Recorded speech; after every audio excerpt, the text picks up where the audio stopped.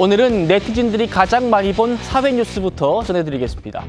최근에 국민들을 깜짝 놀라게 했던 대형 사회 사건들이 많았는데 그 후속 기사들이 오늘 많은 관심을 받았습니다.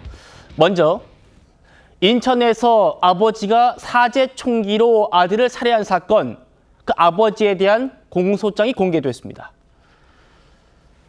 생일 파티를 하던 중 피해자가 잠시 나갔다가 오겠다고 나간 후 자신의 차량에 보관 중인 사제 총기를 들고 돌아와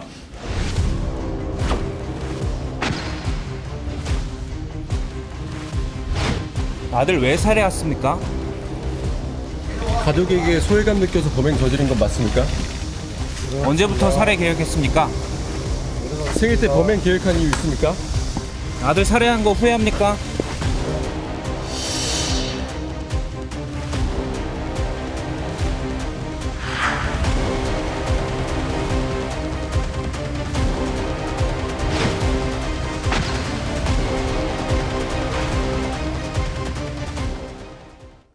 국민의힘 주진우 의원이 검찰로부터 이 사건의 공소장을 입수를 했습니다. 여기에 이 아버지가 왜 범행을 결심하게 됐는지 아주 자세히 정확히 나와요. 보시죠. 오늘도 권상희 평론가님과 함께 하는데 이 가해자인 아버지라는 사람이 전처와 아들로부터 꽤 많은 돈을 양쪽 모두에서 받아왔더라고요. 네, 그렇습니다. A씨 1998년 이 성범죄를 저질러서 구속된 다음에 아내와 이혼을 했죠. 하지만 전처가 아버지 없이 자라게 될 아들을 걱정해서 함께 살아왔습니다. 사실혼 관계를 유지했던 건데 이후에 2015년에 아들이 결혼을 하면서 분가하게 됩니다. 그러면서 A씨가 혼자 살게 됐고요. 이때부터 계속해서 경제적으로 지원을 해줬던 건데 특히나 전처와 아들 2021년 8월부터 2023년 9월까지 약 2년 동안 각각 320만 원씩 640만 원 생활비를 중복해서 받은 겁니다. 그러니까 전처로부터 320만 원, 아들로부터 320만 원 각각 다 받아왔던 거군요. 네, 그런데 이 사실을 아들도 전처도 몰랐던 것으로 알려졌습니다. 그래서 전처가 중복 지급된 기간만큼 생활비 지급을 중단했어요. 여기에 앙심을 품고 범행을 저지른 것으로 알려졌습니다. 야, 양쪽에서 320만 원씩이면 꽤 많은 돈을 받아왔던 건데 이 전처가 남편한테 중복으로 돈이 가고 있다는 거를 알게 되고 그래서 지원을 끊게 되는데 여기서 이 남편이라는 사람의 망상이 시작됐다는 겁니다. 전처가 경제적 지원을 계속할 것처럼 속인 뒤에 노년이 된 이후에 경제적 지원을 갑자기 끊어서 아무런 대비도 못하게 만들었다라는 겁니다. 그러니까 지금 내가 노동력이 상실할 때까지 기다렸다가 지원을 끊었다. 지금 이 얘기를 하는 것 같군요. 네, 그렇습니다. 망상에 빠졌다라는 건데요. 구직 활동을 했었어야 되는데 그동안 구직 활동을 하지 않았던 거죠. 예금을 해지해서 사용하거나 아니면 본인의 누나로부터 생활비를 빌려서 생계를 이어왔던 것으로 알려져 있습니다. 본인을 아들과 전처가 혼자 살게 하면서 고립시켰다. 이런 망상에 빠졌다. 이렇게 알려져 있는데요.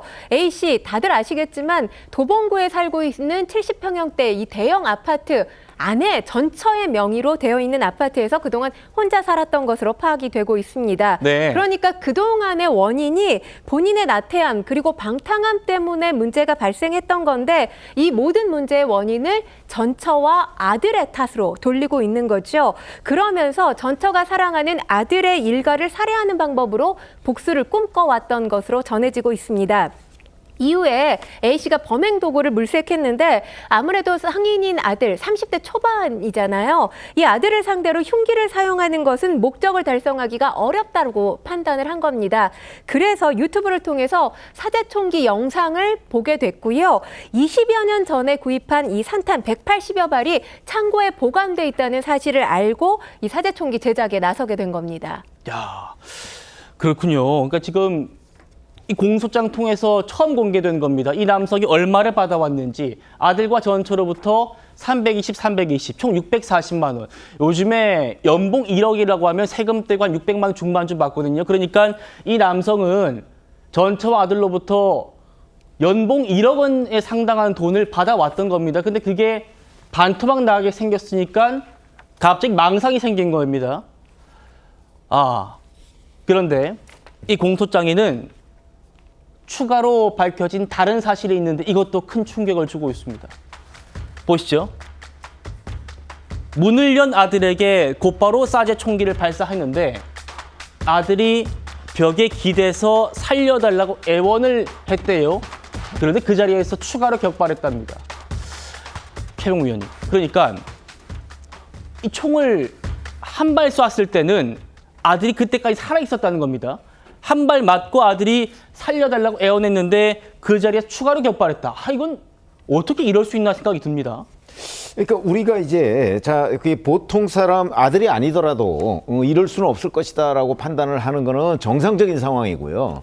지금 이 사람 같은 경우는 정상적인 상황이 아니에요. 지금 공소장에는 망상이라고만 지금 나와 있지만 이게 일반적으로 얘기하는 망상이 아니고 정신질환의 일종인 망상으로 보여요. 그렇기 때문에 그 상황에서 살려달라고 얘기하는 것이 아들이건 누구건 간에 이 사람의 머릿속에는 그냥 표적으로만 보였던 것이 아닌가 싶은 생각이 들어서 공소장에는 그런 어떤 정신분석이나 뭐 정신감정 같은 내용들이 지금 포함이 안 돼 있는 것으로 보이는데 제가 보기에는 저는 그 방면의 전문가는 아니지만 망상에 관한 이 질환이 상당히 깊은 것 아닌가. 그러니까 망상이라는 게 아시다시피 사실은 비합리적인 어떤 비현실적인 무슨 근거 없는 어떤 신념 이런 거거든요. 아무런 근거도 없이 내가 누구를 죽여야 되겠다. 근데 그게 아들이라는 거죠.